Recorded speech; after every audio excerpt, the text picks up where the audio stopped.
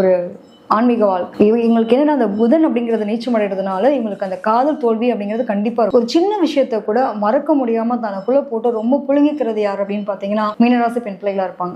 So இவங்களுடைய வாழ்க்கையை வந்துட்டு தியாகம் பண்ணி வாழக்கூடிய நிலைகள் நிறைய அனுபவிக்கிறது யார் அப்படின்னா மீனராசி பெண் பிள்ளைகள் தான். இவங்களுக்கு அந்த இரட்டை மீன் தன்மை இருக்கும் பாத்தீங்கன்னா, 2 மீன் இருக்கும். ஸோ இவங்கெல்லாம் வந்து அந்த காதல் வலையில சிக்கி தன்னோட வாழ்க்கையை அர்ப்பணிச்சு 2வது லைஃப்க்கு போறது, பெரிய பிரச்சனைகளுக்கு மாட்டிக்கிறது, இது எல்லாமே உங்களுக்கு நிலைகள் உண்டு. ஒரு கட்டத்தில் அதை வேணா முடிவு பண்ணா உங்களோட நிலைகள் வேற மாதிரி.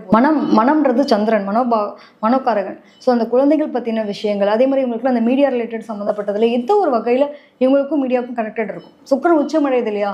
ஸோ கலைத்துறை சார்ந்த விஷயங்களை நிறைய சாதனை படைக்கிறவங்களாம் யார் அப்படின்னா மீனராசி பெண் பிள்ளைகள் தான். ஒருத்தவங்க கலைத்துறைக்கு வராங்கன்னா அவ்வளோ சீக்கிரம் வந்துட முடியுமா சொல்லுங்க பார்க்கலாம்.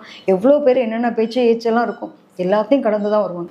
நம்ம பாட்டுக்கு செவனேன்னு இருந்தால் கூட தேடி பிரச்சனை வருதுன்னு சொல்லுவாங்களே, இதெல்லாம் அனுபவிக்கிறது யார் அப்படின்னா மீனராசி பெண் பிள்ளைகள் தான்.